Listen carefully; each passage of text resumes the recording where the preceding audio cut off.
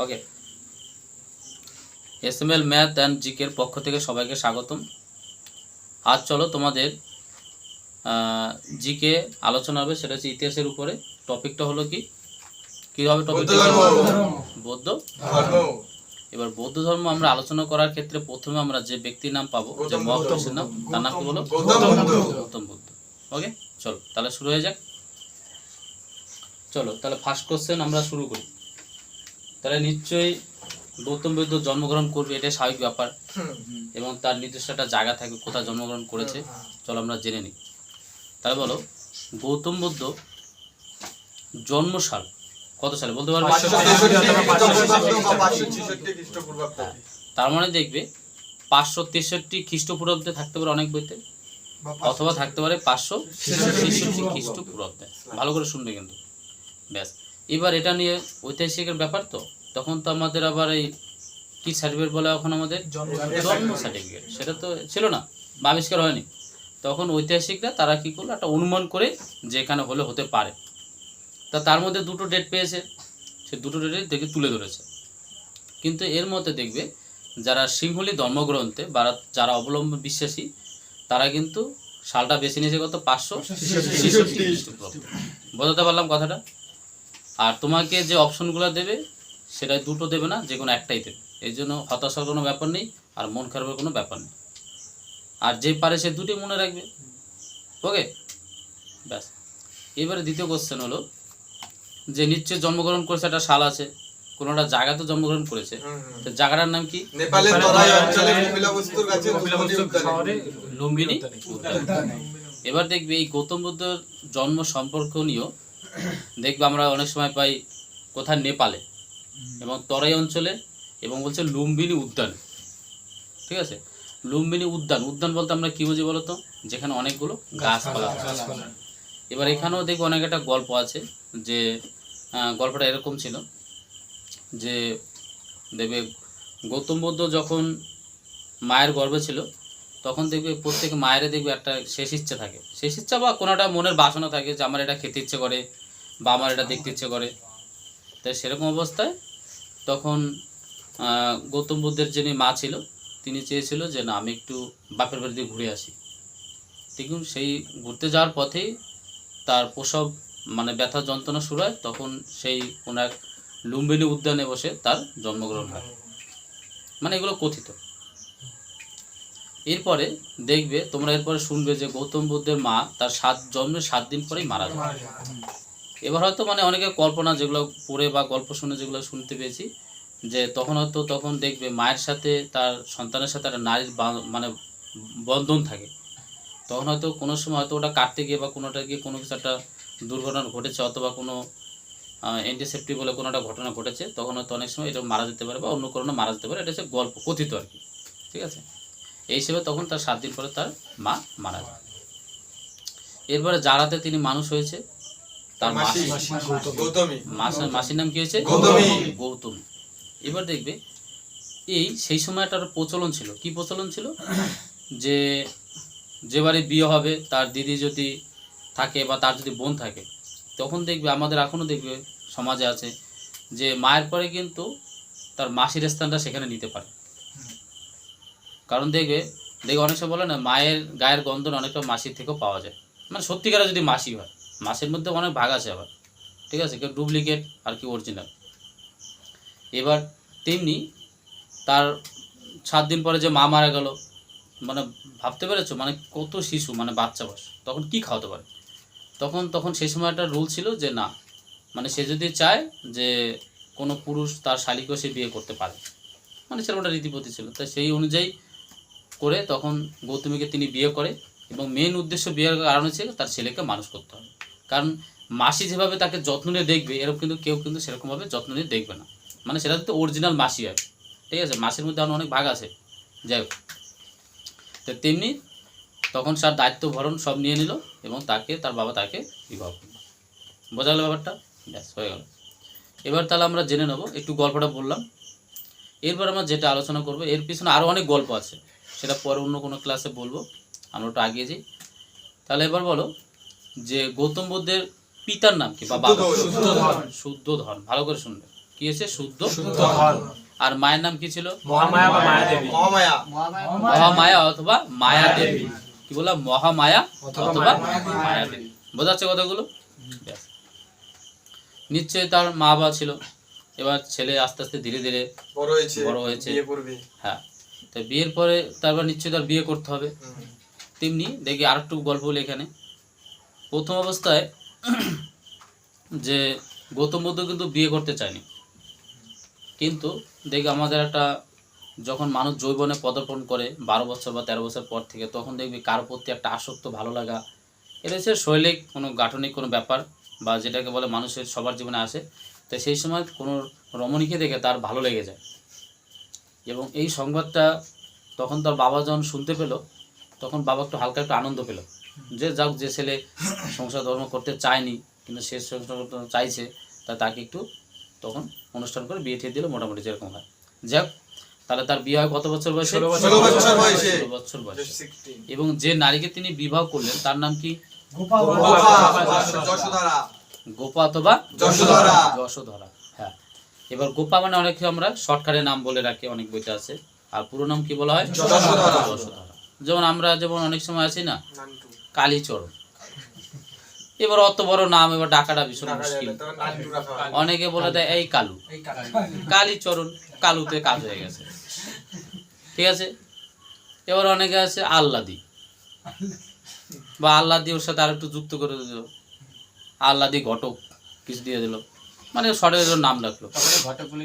যাই হোক, এরকম ছোট ছোট নাম ছিল, যেটা করে তাকে সবাই প্রচলিত যে নাম ছিল, তাহলে তার নাম ছিল কি? গোপা। আর এসে কি বললাম? যশোধরা। ঠিক আছে, এটা মনে রাখার জন্য তোমাদের গল্পটা বলা হচ্ছে। যাই হোক,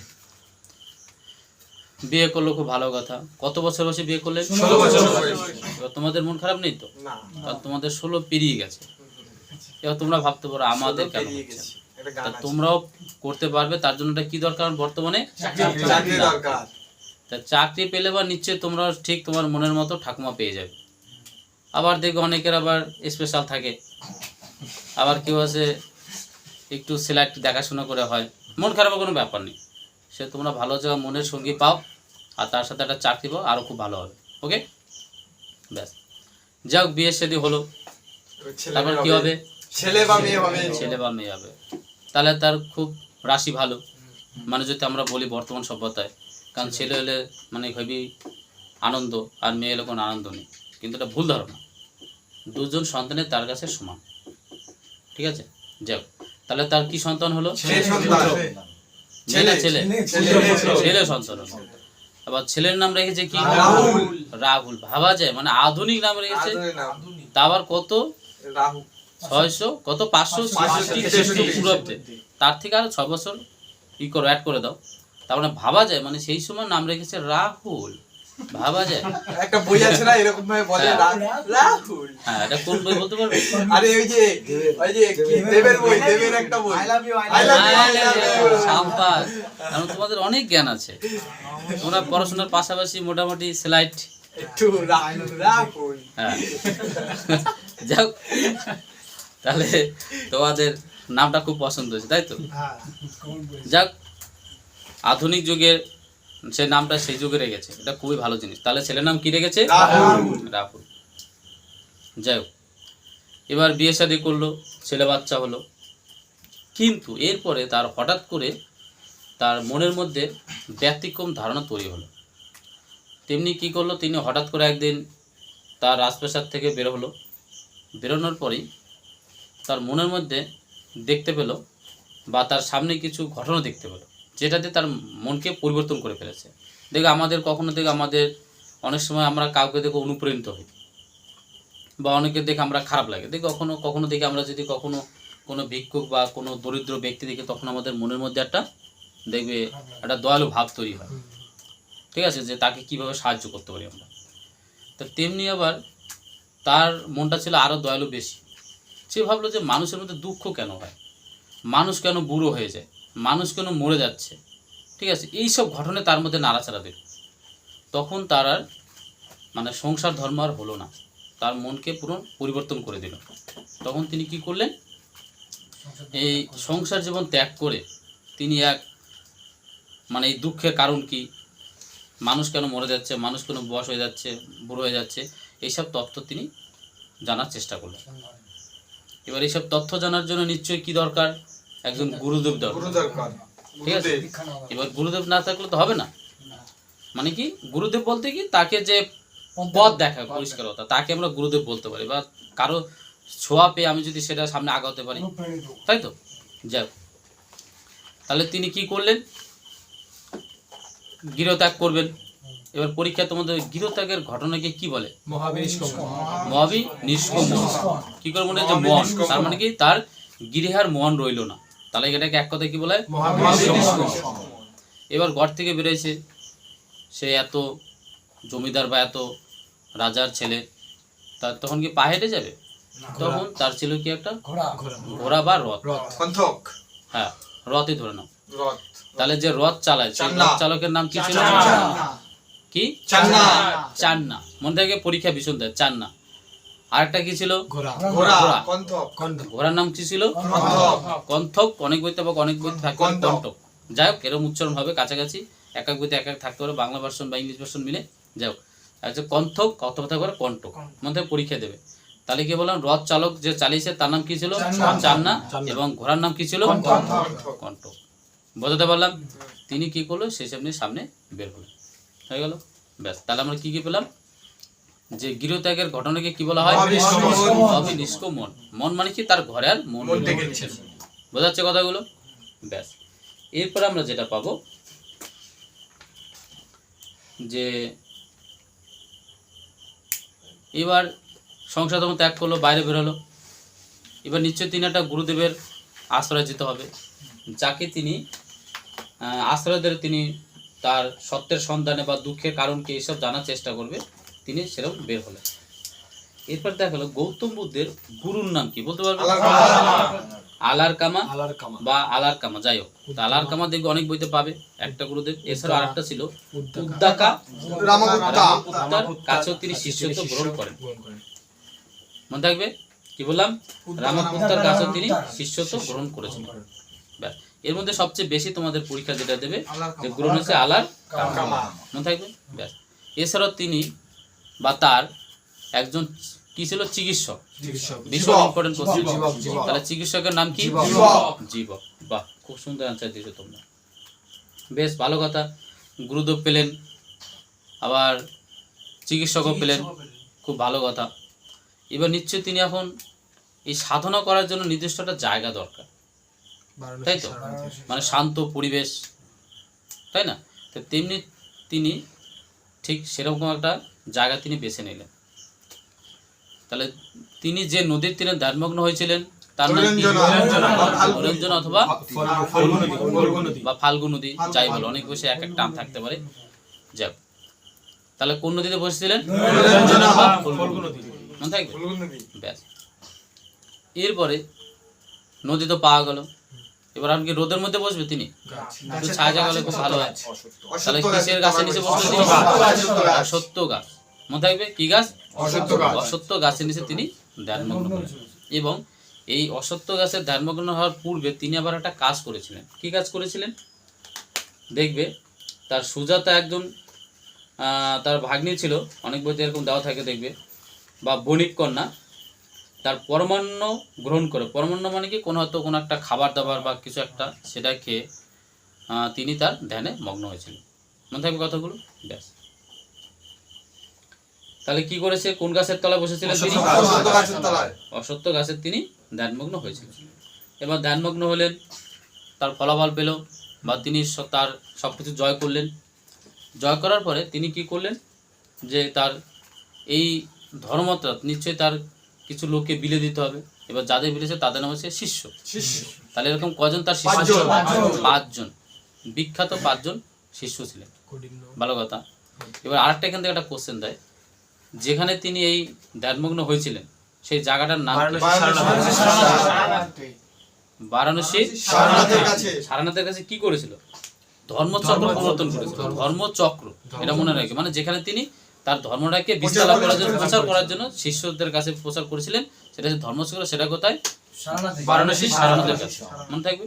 এবার আরেকটা কোশ্চেন যেটা হলো, যেখানে বসে তিনি ধ্যানমগ্ন হয়েছিলেন সেই জায়গার নাম হচ্ছে কি বোধি বৃক্ষ। এটা কিন্তু ভীষণ দেয়। তাহলে সেই জায়গার নাম কি বলা হয়? বোধি বৃক্ষ। মনে থাকবে কথাগুলো? ব্যাস। তাহলে নিশ্চয় তার 5 জন শিষ্য ছিল। তাহলে প্রথম শিষ্য যিনি তিনি তার শিষ্যত্ব করেছিলেন তার হচ্ছে কৌন্ডিন্য। ওদের কি বললাম? কৌন্ডিন্য। এছাড়া আছে ভদ্রিক, অশ্বজিৎ, বাষ্প এবং মহানাম। তাহলে কয়জন শিষ্য ছিল তার? 5 জন। এর মধ্যে প্রথম কাকে? কৌন্ডিন্য। বাহ, অসাধারণ। হ্যাঁ, এবার তিনি এগুলো কাজ করার পরে ভালো কাজ করলেন, শিষ্য দান করলেন। এবার মানুষ তো আর চিরজীবন বেঁচে থাকবে না, কারণ জন্মগ্রহণ করলে তার মৃত্যু হবে, কারো আগেও কারো পরেও, কিন্তু নির্দিষ্ট টাইমে পৃথিবী ছেড়ে সবারই যেতে হবে। তেমনি আমাদের গৌতম বুদ্ধ, মহাপুরুষ গৌতম বুদ্ধ, তিনি তার দেহত্যাগ করলেন। আগে আমরা কি পেয়েছিলাম? গৃহত্যাগ। গৃহত্যাগের ঘটনাকে কি বলা হয়? গৃহত্যাগ। মহাবিনিষ্কমন, তার মানে ঘরে আর মন রইল না, এরকম কুলুদে মনে রাখতে হবে। আর দেহত্যাগের ঘটনা কি? মহাপরিনির্বাণ, মুক্তি। তার মানে কি? সে কি চাইলো? মুক্তি চাইলো। তার মানে পৃথিবী থেকে তিনি মুক্তি চাইছিলেন। তাহলে এই ঘটনায় কি বলা হয়? মহাপরিনির্বাণ। আর নির্বাণ কথার অর্থ কি? মুক্তি। এটা কিন্তু কোশ্চেন দেয়। ব্যাস, ভালো কথা। এবার নিশ্চয়ই একটা সাল থাকবে। 486। তিনি কবে মারা? 80 বছর বয়সে। তাহলে কত বছর বয়সে মারা গেছে? 80 বছর বয়সে। এবং কত? 486 খ্রিস্টপূর্বাব্দে তিনি মারা যায় এবং 80 বছর বয়সে। এবং কোন জায়গায় মারা গিয়েছে? উত্তরপ্রদেশের গোরখপুরে কুশীনগরে। ঠিক আছে, কুশীনগরটা বেশি তোমাদের দেয়। কুশীনগরে তিনি মারা যান। এবং গৌতম বুদ্ধের একটা ঘটনা আছে, যেটা যিনি যেদিন জন্মগ্রহণ করেছিলেন সেদিন ছিল পূর্ণিমা, মারা গেছে সেই জায়গায় সেদিনও ছিল তার কিন্তু পূর্ণিমা। মানে একটা বিরল ঘটনা, ভাবা যায়। যাক, মনীষী ব্যক্তি বা মহাপুরুষ তাদের এরকমই হয়। যাই হোক, এরপরে যেটা হলো যে তোমরা ভাবে যে গৌতম বুদ্ধকে সর্বশ্রেষ্ঠ মানব কে বলেছেন? বিশ্বকবি রবীন্দ্রনাথ ঠাকুর। ভাবা যায়, মানে রবীন্দ্রনাথ ঠাকুর তাকে এই কথা বলে গেছে। আর ভাবা যায় মানে তিনি কি মহাপুরুষ ছিল। আর রবীন্দ্রনাথ ঠাকুর তো আমাদের মানে আরো মহান পুরুষ। তার ভাবনা চিন্তা, তার মানে চিন্তা ভাবনা মানে ভীষণ সুদূর প্রসারী। তিনি তাকে কি বলেছে? সর্বশ্রেষ্ঠ মানব। কাকে বলেছে এটা? গৌতম বুদ্ধকে। বাহ। এবার তাহলে তোমরা বলো, আর্য সত্য কোন ধর্মের সাথে যুক্ত? বৌদ্ধ ধর্ম। আর অষ্টাঙ্গির মার্গ? বৌদ্ধ ধর্ম। তাহলে এবার বলো তো, চতুর্জাম? জৈন ধর্ম। মনে রাখবে কিন্তু, এইসব কিন্তু কোশ্চেন তুলে দেবে। এবার মাথা থেকে এমন চাপ থাকবে না, মনে ভুলটাই করে আসবে আগে তুমি। তাহলে আর্য সত্য কাদের সাথে যুক্ত? বৌদ্ধ ধর্ম। আর বলে চতুর্জাম? জৈন ধর্ম। মনে থাকবে তো? ব্যাস। আর অষ্টাঙ্গির মার্গ? বৌদ্ধ ধর্ম। বাহ। এবার দেখবে তোমাদের যে আর্য সত্যদের 4টি কি কি, যেমন ইহা জগৎময় বা দুঃখময়, কামনা বাসনা তৃষ্ণা আসক্তি হলো দুঃখের কারণ, দুঃখের কারণগুলো ধ্বংস করে দুঃখের হাত থেকে নিষ্কৃত পাওয়া যায়, এবং এই কারণগুলো ধ্বংসের উপায়ও আছে। মানে 4টি কথা বলেছে, 4টি কথা এক কথায় কি বলা হয়? আর্য সত্য। এরপর দেখবে এছাড়াও আছে যে অষ্টাঙ্গির মার্গ। তিনি কি বলেছে? সৎ বাক্য। তুমি দেখো আমাদের প্রত্যেক ধর্মের মধ্যে সুন্দর সুন্দর জিনিসগুলো তুলে ধরেছে। সেগুলো যদি যে কোনো ধর্মের সাথে সে যদি পালন করে, মানে তার আর পৃথিবীতে কিছু পালন করার দরকার নেই। মানে সে কথাগুলো যদি সে পালন করে একদম নিষ্ঠাভাবে। যেমন এখানে অষ্টাঙ্গিক মার্গের কথা কি বলেছে? যেমন কি সৎ বাক্য। আমরা সৎ বাক্য মানে কি? আমরা সবসময় কথা বলি? সত্য কথা বলি? একদিন বলে না। আগের দিন মানুষ কথা বলেছে, কিন্তু এখন বর্তমানে কিন্তু কথা বলে না। সৎ বাক্য, সৎ কর্ম, সৎ সংকলন, সৎ জীবন, সৎ চেষ্টা, সৎ স্মৃতি, সমক্ষ দৃষ্টি এবং সমক্ষ সমাধি, এরকম 8খানা জিনিস নিয়ে তিনি কি করেছে? এটাকে এক কথায় বলেছে অষ্টাঙ্গিক মার্গ। মনে থাকবে? ব্যাস। এবার তাহলে বলো যে বুদ্ধের মতে বা গৌতম বুদ্ধের মতে দুঃখের কারণ কি? বাসনা। ভাবা যায় মানে তিনি রিসার্চ করে যেটা বের করলো যে মানুষের দুঃখের প্রধান কারণ এসে কি? বাসনা। মানে কি? আমাদের দেখবে, আমাদের সবসময় দেখবে যে একটা সাইকেল আছে, চল একটা বাইক হলে ভালো হয়। আবার যার আছে একতলা বাড়ি সে বলেন আমার 5 তলা হলে ভালো হয়, যার আছে 1 কাঠা জায়গা সে বলেন আমার 5 কাঠা জায়গা হলে ভালো হয়। তাই এরকম করে মানুষের জীবনে বিভিন্ন ক্ষেত্রে তার আস্তে আস্তে তার কি হয়, বাসনা জেগে ওঠে। আর বাসনা মানে তার কি হবে, যে আমি এটা পেলাম না, এটা হলো না, তখনই তার দুঃখ। তার দুঃখ সুখ এটা হচ্ছে তোমার মনের ব্যাপার, বলতে পারলাম? দুঃখ সুখ হচ্ছে তার মনের ব্যাপার। আর পৃথিবীতে প্রধান সুখ হলো কি, জীবনে বেঁচে থাকা সৎ পথে, মনে কি বললাম, সৎ পথে এবং সৎ কর্মে। এবং তার পাশাপাশি তোমার যদি শরীর স্বাস্থ্য ঠিক থাকে, ব্যাস পৃথিবীতে তোমার চার কেউ শান্তিতে নেই। আর ঠিক করে যদি কেউ খেতে পারে, মনে কি বললাম, এটা সবচেয়ে আনন্দ। আর সবচেয়ে আনন্দ কারো যদি রাতে ঘুম হয়, পরিষ্কার ঘুম, মানে পৃথিবীতে তার চেয়ে শান্তিতে কেউ নেই। কি বললাম, মনে করো তুমি যেটা খেতে চাইছো সেটা খেতে পারছো, আর তোমার শরীর ফিট, তোমার কর্মের দিক দিয়ে তুমি একদম নিষ্ঠাবান, যে কোনো ত্রুটি নেই, কোনো ফাঁকি দিচ্ছ না, আর সবসময় সৎ কথা, সৎ বাক্য, সৎ ব্যবহার, ব্যাস হয়ে গেল। তারপরে পৃথিবীতে তোমার চেয়ে আর শান্তিতে কেউ নেই, পৃথিবীতে তুমি সবচেয়ে সর্বশ্রেষ্ঠ শান্তি। তা শান্তিটা বিরাজ করে কি, তার কর্মের উপরে এবং তার গুণের উপরে, মনে থাকবে, ব্যাস এসব। এরপরে আমরা যেটা পাবো যে পঞ্চশীল কোন ধর্মের বৈশিষ্ট্য, বৌদ্ধ ধর্মের। এইসব তথ্য তুলে দেবে, কিন্তু ডিপলি কোশ্চেন দেবে এগুলো। এইবার মজঝিম পন্থা অবলম্বনে বিশ্বাসী কে ছিলেন? হ্যাঁ। এবার মজঝিম পন্থা বা মধ্যম পন্থা বিশ্বাসী হওয়ার কারণ কি? তিনি হঠাৎ করে একদিন দেখেছিল যে মানুষ দেখে উপবাস করে, মানে না খেয়ে থাকা যেটাকে বলে। দেখবে অনেক মায়েরা বা দিদিরা, বোনেরা বা বাবারা, কাকারা হতে পারে, এভরিথিং, দেখবে তারা পূজা অর্চনা করতে গেলে দেখবে না খেয়ে থাকে, যে হয়তো 1 গ্লাস জলও খায় না, না খাওয়ার বলে বলে যে আমি নিষ্ঠাভাবে কাজ করবো। এবার হঠাৎ করে তেমন অবস্থায় দেখা গেলো যে গৌতম বুদ্ধ এরম উপবাস করতে গিয়ে হঠাৎ করে তিনি অসুস্থ হয়ে পড়লেন। তখন তিনি ভাবলো যে আমি ভগবানকে ডাকার জন্য যদি আমি অসুস্থ হয়ে পড়ি, তাহলে ভগবানকে কী করে ডাকবো? তখন বলে যে না, একদম না খেয়েও দরকার নেই, আর একদম বেশি খাওয়ারও দরকার নেই। এখন আবার যদি ভাবো যে না, মাছ মাংস পেট ভরে খেয়ে তারপরে আমি বসবো, তাহলে হবে না। হবে কি? একদমই হবে না। তখন বললো মাছ বরাবর কোনোটা কাজ করো। যেমন দেখবে অনেক মায়েরা দেখবে বাড়িতে আলু সেদ্ধ ভাত করে খায়, খাওয়ার পরে তাদের মধ্যে সেগুলো চলছে, যাও। তাহলে এবার সে তার মনের ব্যাপার, কি করে হবে না হবে, ওকে, যাও। এরপর যেটা হলো, তাহলে মজঝিম পন্থার বিশ্বাসী কে ছিলেন? গৌতম বুদ্ধ। তাহলে বোঝাল মজঝিম পন্থার ব্যাপারটা কি, ব্যাস এসব। এবার সে বুদ্ধদেবের মতে ত্রিরত্ন ছিল। ত্রিরত্ন কি কি? সৎ জ্ঞান, ধর্ম আর সঙ্গ। না, তুমি দুষ্টুমি করে ফেলেছো। বুদ্ধ, জৈন ধর্ম, সঙ্গ। জৈন ধর্ম তুমি কথা বলে ফেলেছো। সৎ ধর্ম, সঙ্গ আর জ্ঞান, এটা বৌদ্ধ ধর্মে। বুদ্ধ ধর্ম আগে স্লাইড একটু উল্টুস বলেছিলে, যাই হোক আমি বলে দিচ্ছি কি হবে। সেটা হচ্ছে বুদ্ধ ধর্ম সঙ্গ। কি বললাম? বুদ্ধ ধর্ম সঙ্গ। জৈনদেরও কিন্তু ত্রিরত্ন আছে, আর বৌদ্ধ ধর্মেরও কিন্তু ত্রিরত্ন আছে। একটু ভালো করে শুনবে। বুদ্ধ কথার অর্থ হচ্ছে কি? জ্ঞান, মাথা রাখবে। আর ধর্ম কথার হচ্ছে মত, আর সঙ্গ কথার হচ্ছে কি? মঠ। বুঝতে পারলাম? ব্যাস হয়ে গেল।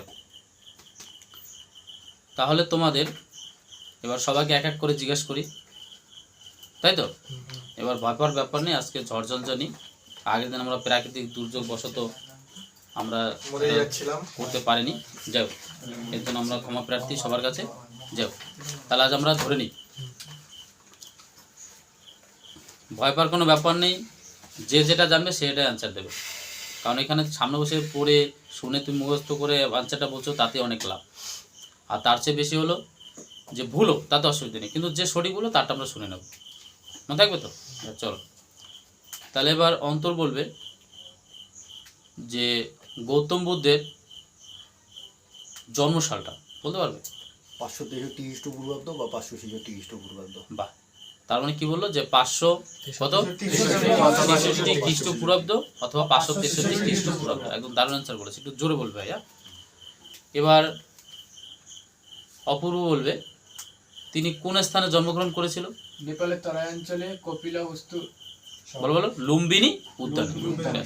মনে থাকবে, ব্যাস একদম ঠিক বলেছে। যাও, সুরজিৎ বলবে তিনি মৃত্যুবরণ করেছিল কত সালে? 486 খ্রিস্টপূর্বাব্দ। ব্যাস, তাহলে কত? 486 খ্রিস্টপূর্বাব্দ। একটু জোরে বলবে, সবাই শুনতে পাচ্ছে না কিন্তু এখানে যারা ভিডিওটা দেখছেন। যাও, যেখানে তিনি মারা গেছেন সেই জায়গাটার নাম কি সম্বরণ? গোরখপুর। গোরখপুর বলো, জায়গাটার নাম বলো। উত্তরপ্রদেশের গোরখপুর। উত্তরপ্রদেশের গোরখপুর। কুশীনগর। পার্টিকুলার জায়গাটার নাম কি? কুশীনগর। কি বললাম জায়গাটার নাম কি? কুশীনগর। ব্যাস। এবার জ্যোতির্ময় বলবে যে তিনি গৃহ ত্যাগ করলো, মানে ঘর ছেড়ে গেল, এই ঘটনাকে কি বলা হয়? মহাবিনিষ্কমন। মহাবিনিষ্কমন। দেখবে স্বরূপ বলবে যে তিনি কি করলো? গৃহ ত্যাগ করলো। এবার এক সময় তো কি করতে হবে? দেহত্যাগও তো করতে হবে। তা দেহত্যাগের ঘটনা কি বলে? মহাপরিনির্বাণ। মনে থাকবে। আর নির্বাণ কথার অর্থ কি? মুক্তি। নির্বাণ কথার অর্থ কি? মুক্তি। বাহ, খুব দারুণ বলেছ। এবার জিৎ বলবে তিনি কোন গাছে নিচে ধ্যানমগ্ন হয়েছিল? অসত্য গাছ। অসত্য গাছ। হ্যাঁ, অসত্য গাছ, ঠিক ধরেছ। আর কোন নদীর তীরে বসেছিল? নৈরঞ্জনা অথবা ফল্গু নদী। কি বলা? নৈরঞ্জনা অথবা ফল্গু নদী, একই জিনিস। এবার অনেক বইতে থাকতে পারে, তুই বলে এটা তো পড়িনি। সবই জানা দরকার। আর পড়তে পড়তে একসময় তুই অনেক কিছু জেনে যাবি। প্রধান কারণ হচ্ছে পড়তে হবে, ব্যাস। এরপরে যেটা হলো, অমিত বলবে, খুব ভালো ছেলে। অমিত বলো যে গৌতম বুদ্ধের সন্তান হলো ছেলে, ছেলের নাম কি? রাহুল। রাহুল। বাহ, খুব ভালো বলেছ। এবার বলো, এবার বলবে কে বলবে? অরূপ। অরূপ বলো। অরূপ বলো তার গৌতম বুদ্ধের বাবার নাম কি ছিল? শুদ্ধোধন। শুদ্ধোধন। আর বলতো তিনি কোন বংশের লোক ছিল? তিনি কে বলতে পারবে? ক্ষত্রিয় বংশ। আর এবার দেখো, মহাবীর এবং গৌতম বুদ্ধের মধ্যে একটা মিল আছে। কোন ক্ষত্রিয় জায়গাটায়? ক্ষত্রিয়। কিন্তু ক্ষত্রিয় বংশ। ওকে। এছাড়াও দেবে গৌতম বুদ্ধকে কিন্তু সাক্ষ্য মুনি নামে কিন্তু পরিচিত, অনেক বইতে দিয়ে দেবে। এবং তার বাল্য নাম কি ছিল? সিদ্ধার্থ সিদ্ধার্থ অথবা তথাগত। এইসব কোশ্চেন তুলে দেয় কিন্তু আমরা পড়ে যাচ্ছি ঠিকই, কিন্তু বুঝতে পারছি না। এর জন্য বাড়িতে বারবার পড়বে। বারবার পড়তে পড়তে একসময় থেকে তুমি সবচেয়ে হিরো। পড়াশোনার কথা হচ্ছে শুধু পড়ে যাও, পড়তে পড়তে একসময় তুমি হিরো হয়ে যাবে। চলো তারপরে বলো, আমরা যে বললাম ত্রিরত্ন বৌদ্ধ ধর্মের মতে কি কি? এক হচ্ছে বুদ্ধ, কি বললাম? বুদ্ধ। পরীক্ষা দেবে কিন্তু, ব্যাস। আর সর্বশ্রেষ্ঠ মানব গৌতম বুদ্ধকে কি বলেছে? বিশ্বকবি রবীন্দ্রনাথ ঠাকুর। আর তার কতজন শিষ্য ছিল? গৌতম বুদ্ধের 5 জন। এবার বলো তুমি যে যেখানে বসে তিনি ধ্যানমগ্ন হয়েছিল সেই জায়গাটার নাম? বোধগয়া বা বোধিবৃক্ষ, যাই হোক। আর যেখানে শিষ্যদের মন্ত্র দিয়েছিল বা জ্ঞান দিয়েছিল, এটা বারাণসী সারনাথ। কয়জন শিষ্যকে দিয়েছিল? 5 জন। এবার শিষ্যর নামও তুলে দিতে পারে। এখন কোশ্চেন, এমন কোশ্চেন তৈরি করছে এখন যারা এক্সামিনার, যারা মানে কোশ্চেন তৈরি করে, তারা দেয় কি করে ছেলেবেলাদের বশ করা যায়। এবার হয়তো 4টা অপশন দিল, এর মধ্যে দিয়ে দিল একজনের নাম, বলে এর মধ্যে কোনটি ছিল। এই জন্য ওগুলো কিন্তু মুখস্থ করবে। কারণ আস্তে আস্তে ওই সাল আর এখন দেয় না যে গৌতম বুদ্ধের জন্মসাল কবে, কিন্তু জানতে হবে। সোজা কোশ্চেন হলে দিয়ে দেবে, কিন্তু কঠিন ছেলে পর এবার এখান থেকে শিষ্য থেকে একটা দিয়ে দেবে। এই জন্য পড়তে হবে একদম কঠোরভাবে, ভয় পাওয়ার কোনো ব্যাপার নেই। যাও এবার বলো, গৌতম বুদ্ধ যাকে বিয়ে করেছিলেন তার নাম কি? গোপা অথবা যশোধরা। তার মায়ের নাম কি ছিল? মহামায়া অথবা মায়াদেবী। তার যে মাসি ছিল, মাসির নাম কি ছিল? গৌতমী। মনে থাকবে তো। আর তিনি কতদিনের মধ্যে তার মা মারা যায়? 7 দিন পরে তার মা মারা যায়। এবং তার লালন পালন কে করে? মাসি গৌতমী। মনে থাকবে, ব্যাস। বাহ, খুব ভালো পারছো। এইবার তোমরা বলো হালকা সিলেক্ট করে, গৌতম বুদ্ধের গুরুর নাম কি ছিল? এবং তার একজন চিকিৎসক ছিল, তাহলে চিকিৎসার নাম কি? বাহ, খুব ভালো বলেছো তোমরা। আর পঞ্চশীল কোন ধর্মের সাথে যুক্ত ছিল? বৌদ্ধ ধর্ম। আর এবার তাহলে বলো, গৌতম বুদ্ধের বাল্য নাম কি ছিল? খুব ভালো বলেছো। আর মাতা ছিলেন মায়াদেবী।